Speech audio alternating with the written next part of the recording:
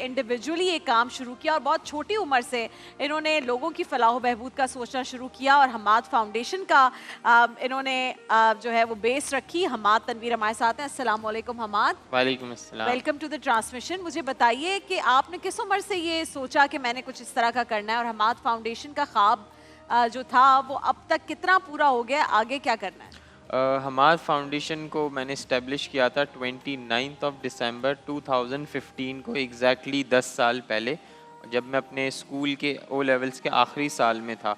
और इसको इस्टेब्लिश करने की एक ही रीज़न थी, वो ये थी कि जब भी मैं स्कूल में टीचर्स से पूछता था कि पाकिस्तान में ये मसला है तो इसका सल्यूशन क्या है, अनएम्प्लॉयमेंट है, इन्फ्लेशन है या कोई भी अगर इशू है, सो किसी के पास भी सोल्यूशन ओरिएंटेड बात नहीं होती थी। हर कोई प्रॉब्लम ओरिएंटेड बात करता था, जिससे मुझ समेत काफ़ी लोग डिमोटिवेट होते थे। जो आज यूथ मायूस है वो इसी वजह से है कि किसी के पास सोल्यूशन नहीं है।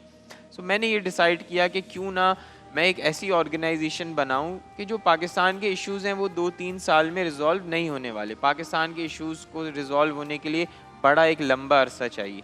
सो हमने फिर एक ऑर्गेनाइजेशन बनाई, हमाद फाउंडेशन, जिसका मकसद था कि हमने पाकिस्तान को 2050 तक एक अजीम मुल्क बनाना है, ट्रांसफॉर्मिंग पाकिस्तान बाय 2050। और ये 5 चीज़ों से बिल्कुल अचीवेबल है। सबसे पहली चीज़ उसमें वुमेन एम्पावरमेंट है। अगर आपने पाकिस्तान को या किसी भी मकसद को एक बड़ा मकसद बनना है तो ख़वातीन की एम्पावरमेंट के बगैर आप वो अचीव कर ही नहीं सकते। सेकेंडली उसमें यूथ एम्पावरमेंट है। हमारी मोस्टली जो पॉपुलेशन है वो यूथ है।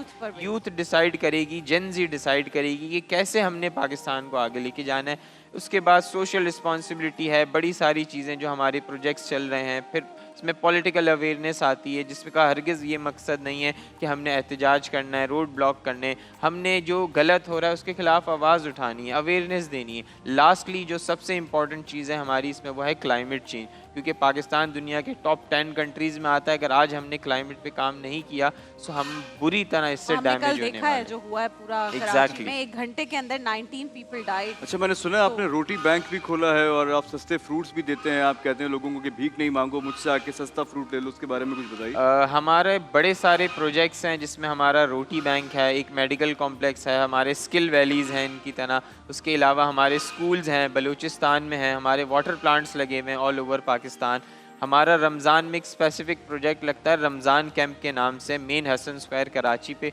जहाँ पे 10 रुपये केजी फ्रूट और 10 रुपये केजी सब्ज़ी वाइट कॉलर लोगों को दिया जाता है। हम ये चाहते हैं कि लोग इस रमज़ान में या कभी भी मांगे नहीं, बल्कि इज़्ज़त से आएँ, हमसे ख़रीदें। और वो जो लोग 10 रुपये भी लेकर आते हैं वो इज़्ज़त से कमा के लाते हैं, ना कि किसी के आगे हाथ फैलाते हैं।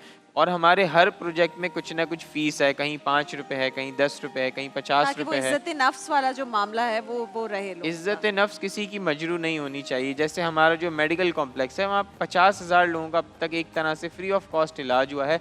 जो सिर्फ 50 रुपीज़ की पर्ची बनती है, वहाँ पे उनको OPD, इंजेक्शन, मेडिसिन। कहाँ पर है वो? ये हमारा मेडिकल कॉम्प्लेक्स नाज़िमाबाद में है, Nazimabad 4 number. How old are you? I am 26। और आपने जब शुरू किया था 16। क्या बात है, कल से मैं और दानिशा सिर्फ इम्प्रेस हो रहे हैं अपनी नई जनरेशन से। इंशाल्लाह ये बनेगा हमारा नया Pakistan. How do you take care of the expenses? लोग पैसे देते हैं आपको, किस तरह करते हो? हमाद फाउंडेशन के 3 ज़रिए हैं एक्सपेंसेस मैनेज करने के, इनकम आने के। पहला ज़रिया तो ऑब्वियसली डोनेशन अमाउंट होती है जो लोग हमें डोनेट करते हैं। फिर हमने ये सोचा, डिटेल्स जो है आप लोग की स्क्रीन पर आ रही हैं। हमाद फाउंडेशन को अगर आप सपोर्ट करना चाहते हैं, डिटेल्स आपकी स्क्रीन पर है। दूसरा तरीका, अब हमने ये भी सोचना है कि हमने सारी ज़िंदगी डोनेशंस पे डिपेंडेंट नहीं रहना। पाकिस्तान के हालात हैं या जो लोगों के हालात हैं वो इतने अच्छे नहीं होते। सेकेंडली हमने जिसमें ऑप्शन निकाला है, हमने स्पॉन्सरशिप की तरफ जा रहे हैं। हमें बड़े बड़े ब्रांड स्पॉन्सर करते हैं।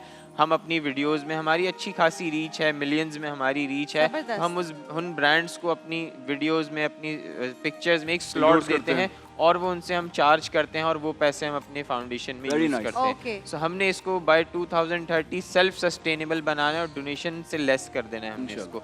जो हमारी तीसरी और सबसे इम्पॉर्टेंट चीज़ है, हमने एक अपनी मर्चेंडाइज़ बनाई है और हम अपनी मर्चेंडाइज़ सोशल मीडिया और वेबसाइट के थ्रू सेल करते हैं और जो मर्चेंडाइज़ से हमें प्रॉफिट जनरेट होता है वो हम इस फाउंडेशन में लगाते हैं। हाउ अमेजिंग इज दैट भाई, ज़बरदस्त हमाद। मैं तो I am feeling really proud.